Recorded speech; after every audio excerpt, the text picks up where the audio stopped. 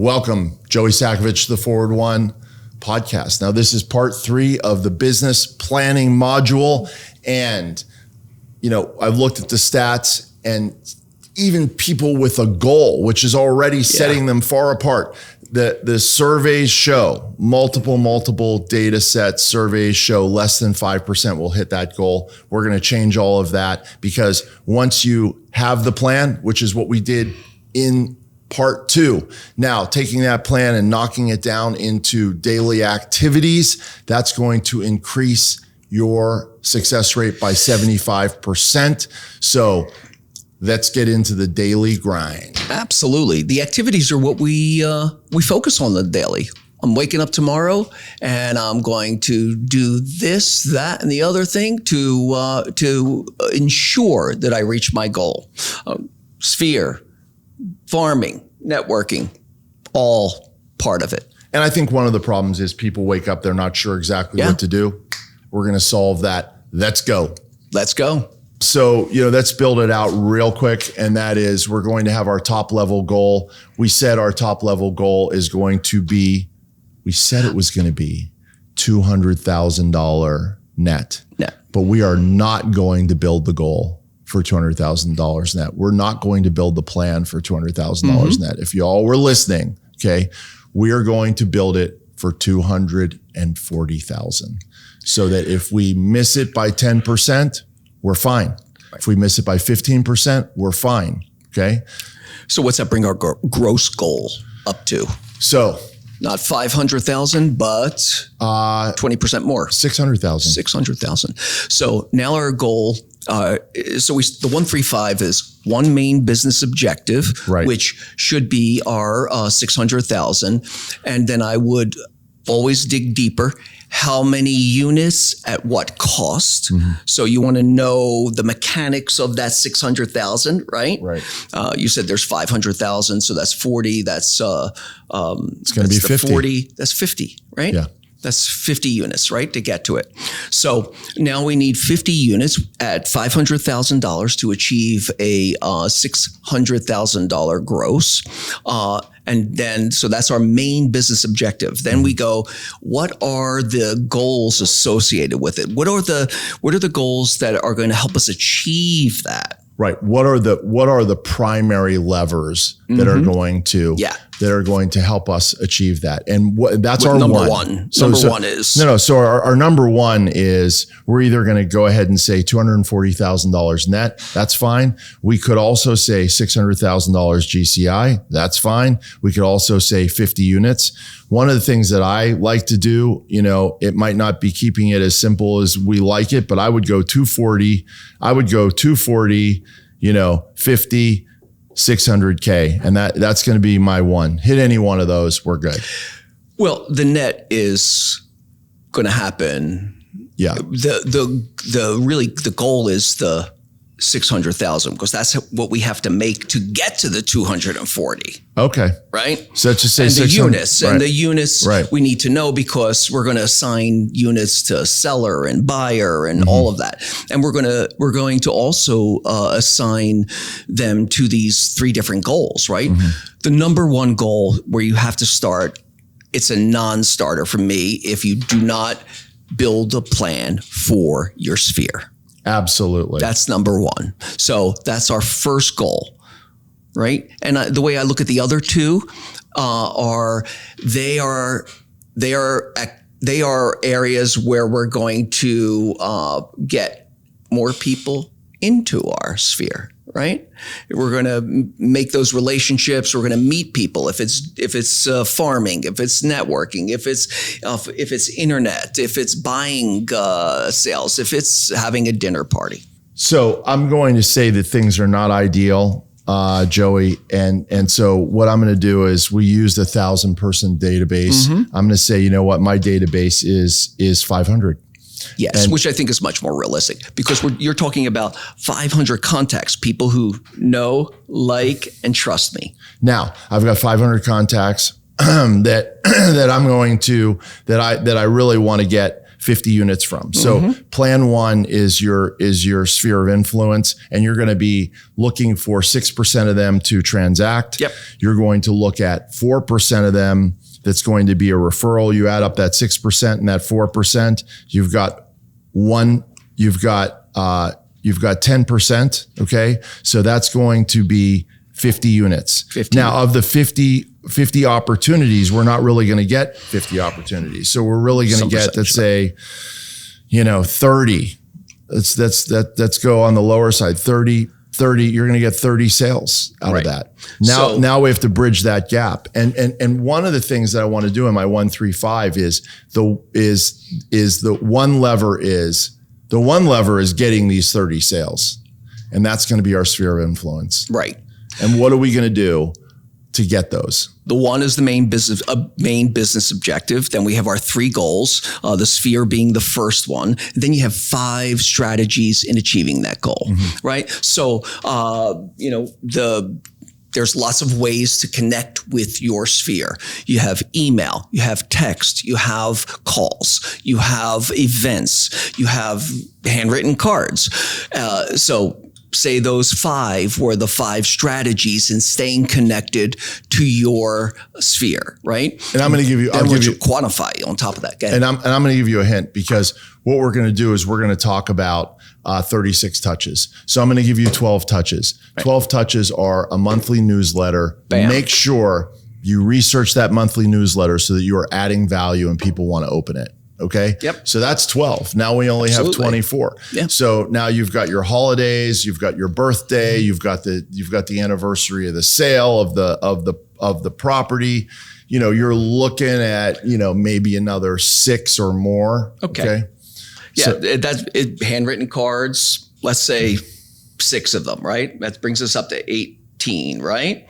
And then calls. You want to call at least once a quarter for somebody who's not engaged in a transaction, right? There's 4 more there. Now we're up to 22, and you're just catching up with them. Hey, Joey, it's Paul. Absolutely. Just want to check in, see how it's going. I've got my database. Hey, I know you've got 2 kids. How's Presley doing? How's Lulu doing? Yeah.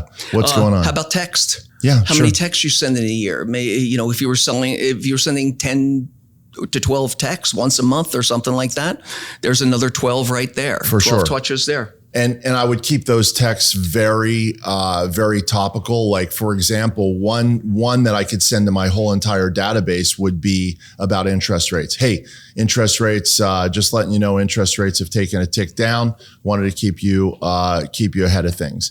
Other things could be specific to them. And that's, you're part of my table tennis team. Like, did you see the world championship? I've got, 100 people in my database. I send the same text to. Absolutely mix real estate and more focused conversations. And that's why client profiling is really important. Great. And then the last, we're down to 34 after that. And how about if you had 2 events per year, client appreciation or a shred or a food drive or anything like that? There's 2. There you are, 36. Now we've got our 1, we've got the main one for our 3. Another one that I would say is, we really want to get our sphere from 500 to 1,000. We're not going to do that all in a year. So I would say,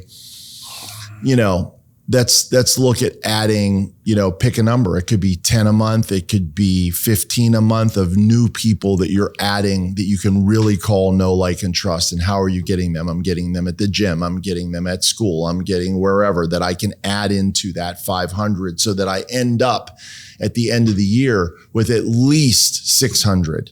And then you're working not only just to increase your database, but you're also working to get deals from these new people. I cannot emphasize enough the importance of quantifying the expectations. Oh, yes. Okay. Absolutely. We talked about networking. So you go to, there are all these networking organizations and people just think showing up is going to give them an opportunity. You have to go in with a plan. Okay, I'm going to talk to 3 people that I know already, and I'm going to meet 3 new people. I'm going to set up a coffee date. And so you go in with that expectation, and you're going to get a result at a much higher level. I'm going to use one example because we've got to wrap this up, and I'm going to go ahead and use the networking thing. So now I've got my 135, my sphere. We're going to hardcore hit my sphere, but that's not going to generate the number of deals I need. I'm going to use pillar 2, and I'm going to add, let's say I'm going to add 120 names to my database. There's going to be many different ways to do that. I'm going to stay in touch with them. I'm going to add them. My next one is going to be at least one new lead gen activity. And for this one, I'm going to pick networking because I just did a consultation with somebody who does great with their sphere and they want to do more business. We looked through, where did you get all your business? They got the majority of their business from their sphere. And you know what? They got some good business from networking. And I said to this woman, what is your absolute commitment for 2026? And she said, I'm going to go to 2 networking events a month. I go, great. I'm testing, right? I go, how many did you go to last year? For real? She, I went to 4. Okay. You went to 4 and now you're going to commit to 24 for real? And she said, absolutely, I'm going to do that. And I go, okay, well, what are you going to do? How many new contacts can you get at each networking event? And she said, I was thinking 5. She said 10. I go, 10 for real? She goes, yeah, 10 for real. I go, okay, great. So here's what we're going to do. First of all, you really want to end up at the end of the year with 24.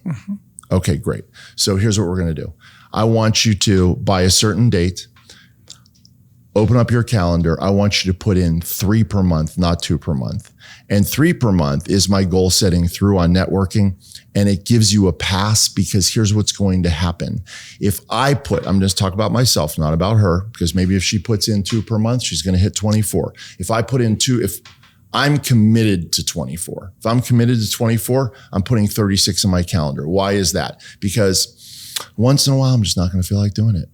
And if I have to do something, I don't feel like doing it, I'm going to get resentful. I'm not going to like it. But if I have, first month, I have 3 in my calendar. I went to 3. Second month, I have 3 in my calendar. I went to 3. Now I'm at 6 already. Now I'm in month 3. I'm like, I don't feel like going tonight. Guess what I do? I don't go.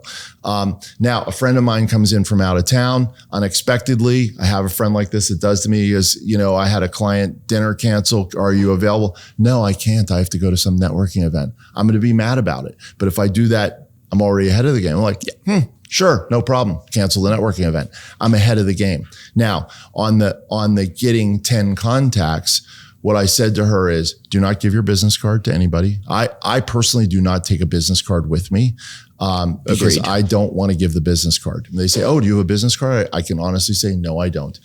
Give me your information. I'll be in touch with you. I talk to the person. So first of all, I'm going to set out to get 12 new contacts because really what I need is 10. Okay. And I'm going to motor until I get 12. And if the event's over and I only got 9, that's okay. I know I need another one next time. And here's what I do. I do what I call looking for the homework. So it's like, hey, Joey, how's it going? Nice to meet you. I'm asking all about them. I'm going to try to get the homework. The homework is this. It is something that they need that I can provide, that I can follow back up with them. The last time I did it, it was with a very wealthy developer. He's like, I've got my fiance, it's our anniversary. I'm stuck. It's tonight. I don't have, whatever. I tried our favorite restaurant. I couldn't get in. I said, did you try this place? He goes, no, I've heard of it, but it's tough to get into. I go, hey, let me see if I can get you in there. Let me have your number. Right? I'll see if I can get you in there. I ended up getting him in there. I called him. That's a relationship building event. You have to follow up on that, but get the homework. And so that's how I get to actually adding 240 to my database. We call that something of value. Yes, that's it. So you power through that and it's there's so many conversations in that in her building her goal, in the number of people that she's trying.